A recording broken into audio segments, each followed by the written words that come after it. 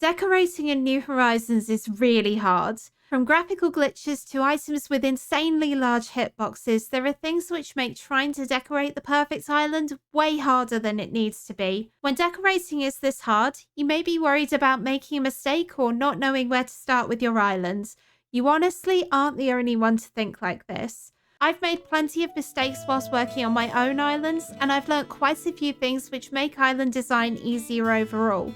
If you need some help with your island, here are 10 things which you need to know which will make your next dream address look amazing. Number 1 on the list is that bridges and inclines are 2 tiles wide, whilst the museums, shops and houses are odd numbers of tiles wide. This doesn't necessarily sound like a problem, but when you get stuck into decorating, you see very quickly how challenging it can be. If you've ever thought about creating a really big entrance to your museum and you've tried to place an incline directly in front of it, you'll notice that it never lines up with your entrance. The easiest way to get around this is to not have bridges and inclines directly in front of buildings. If you keep them off to the side, you'll more easily hide the fact that nothing ever lines up properly in Animal Crossing, and then you have more space to decorate to create a stunning area for your building.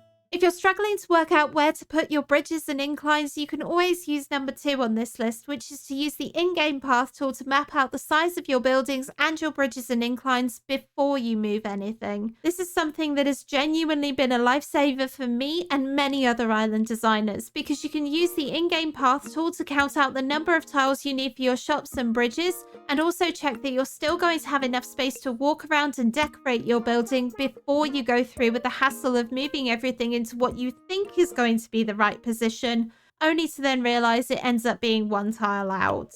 There are guides online which show you the size of the different buildings we have and where the doors are located, and when you use the in-game path tool as a reference point for your buildings, it honestly makes decorating so much quicker and easier, because once you have a plan on the ground, you can easily see what space you have left for decorating. This way you can get stuck straight into creating the perfect garden for your villager home, or decorating your nook's cranny to be absolutely perfect for your island's theme.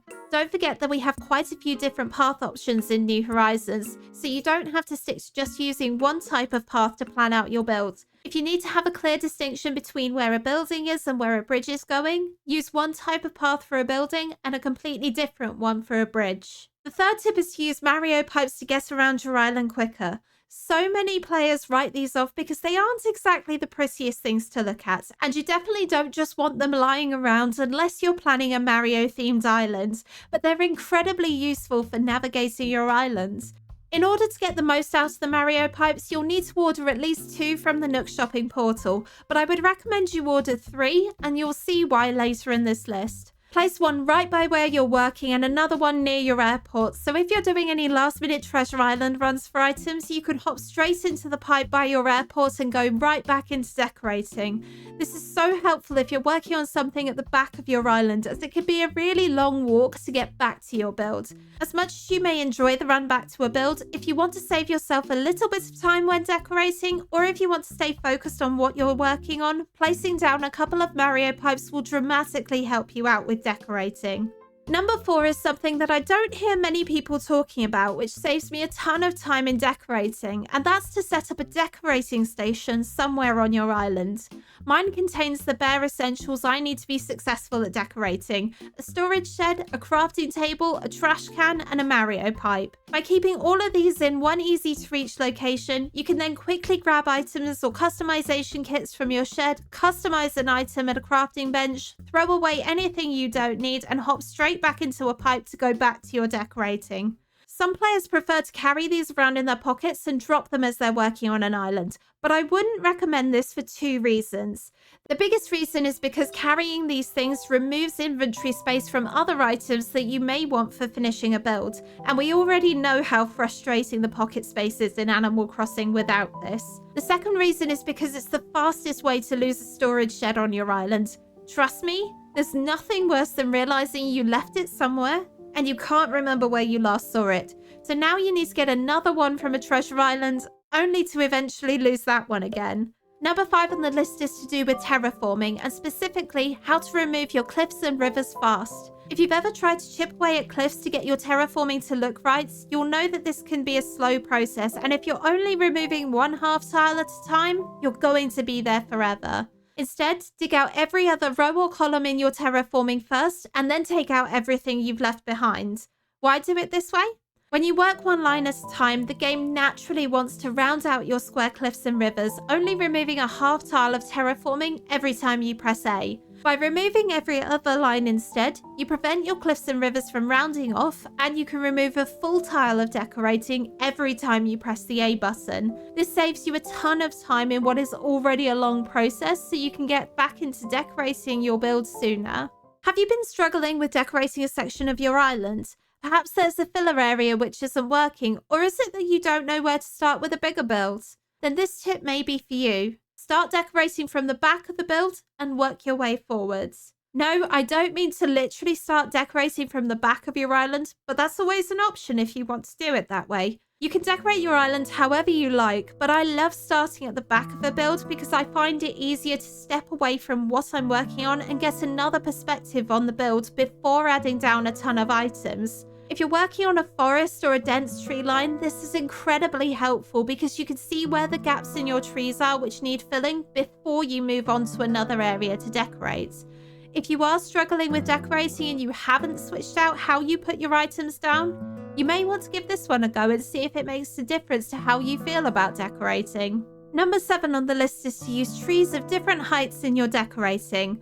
Although we're largely limited on the types of trees we have in the game, having multiple different growth stages of trees is a real blessing, and if you want to take your island design up a notch, you need to use stunted trees in your decorating. If you've ever walked around a really pretty island and you see some smaller trees lining a walkway or in the middle of a build and you wonder how the creator managed to keep them that height, they're likely going to be stunted. In order to get the same thing on your island, all you need to do is plant a fruit sapling immediately behind or next to a cedar, hardwood, or fruit tree which hasn't fully grown, and when you time travel or roll over to a new day, you'll find your tree stays the same size as when you planted it. This is extremely useful for every player, as most of us don't finish an island without time traveling or playing multiple days, so stunting trees becomes necessary to make sure that they stay the same size as you move from one build to another. I love using different sizes of trees because they add levels and layers into a build, which makes the build look more visually interesting than just using fully grown trees. Honestly, if you haven't tried using different heights of trees in a build, you need to give it a go, and I promise your build will look more amazing than it did before. Just be careful with which types of trees you try to stunt. As far as I'm aware, the only ones which don't work are palm trees and bamboo trees. I've definitely checked palm trees and you can't stunt those, but if you found that this works with bamboo trees, let me know in the comments. Number 8 is incredibly helpful for you if you're struggling to come up with ideas for a build, and that is to get some inspiration from visiting dream addresses. There are so many different types of islands players come up with and share via the Dream Suite, and let's be honest, we really don't use this as much as we probably should. This doesn't mean you have to go hunting for the perfect islands with stunning walkways and cutesy cottagecore vibes, as every island can generate an idea for you, even the very simple islands with not as much decorating around. When you are visiting dream addresses, don't just pay attention to the things you like, also make a note of the things you don't like. Inspiration doesn't just come in the form of builds. Do you like how open the walkways are in a dream address? Count how many tiles wide the paths are so you can make your island more accessible. Do you not like how close villager houses are together in a neighborhood?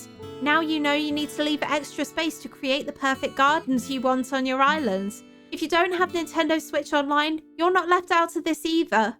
You can search for island tour streams or videos online and watch as someone else walks around an island and make notes on the things you like and don't like. Plus, you can go back at any time and watch or pause the video to see things in a bit more detail at a pace that is right for you. Number 9 on the list is to have a theme and a colour scheme for your island. This is a really big one because it can help keep your island design on track and cohesive as you're building out your island. If you haven't thought about what theme you're working towards, now is the time to think about what you want your island to look like. It doesn't have to be something really specific like sci-fi kidcore. Doing something which is a little bit more generic like straight up kidcore can help you work lots of different types of builds into your island, But a color scheme is also a really good option if working with the theme isn't something you want to do. Do you like pastel pinks instead of the brightest shades? Are you a fan of white or creams? Thinking about your color and theme whilst you're picking out items for your next build is a great way for you to help your island design come together. And if you ever need a physical reminder of what your theme or color scheme is, you can always put together a mood board of everything you want to use or what you want your island to look like. I like having a mood board built somewhere on my island with a couple of the codes and items I want to use in the colors I'm going for. I think this is really helpful because you can then use it to visualize what your island is going to look like whilst also making progress on your island, which is particularly helpful if you struggle with motivation to finish your island. Number 10 is something I had no idea I could do until I started learning how to decorate in New Horizons. And this is where Tom Nook is actually helpful for once. Move as many buildings as possible onto your beaches before you start decorating.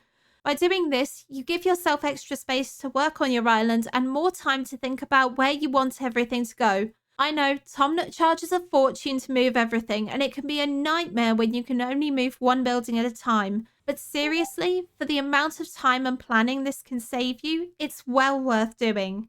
If you know where you want your buildings to go, you can move them straight into position and get stuck straight into decorating. But I think most players only know the rough location of a building, so it's harder to start decorating until you plan out a build. If that sounds like you, you may be better off moving as much as possible onto your beaches or a corner of your island that you aren't going to decorate straight away whilst you plan out what your island is going to look like. However, if you've started a new island that you're going to design for an eventual Dream Address release, you may find this more useful because you get to pick where your buildings go rather than paying to move them. So as soon as you get access to a building or you get to pick the starter home spots, move them out of the way so you have more space to start decorating and work towards the 3-star island and getting the terraforming tools and paths quicker. The only thing to bear in mind when moving buildings onto beaches at the start of the game is that if you want to keep them in their tents, you won't be able to move them again until you make them into proper buildings. So if you want to keep them in the tent form, you're going to need to pick their location on your island as soon as possible and be really clear on what you want the area to look like before you start decorating. Decorating is so much fun in New Horizons, and there's plenty to learn from the game overall. These are just a few of the things I've learned from decorating, but what have you learned from designing an island? Share your tips in the comments below, and I'll see you in the next one.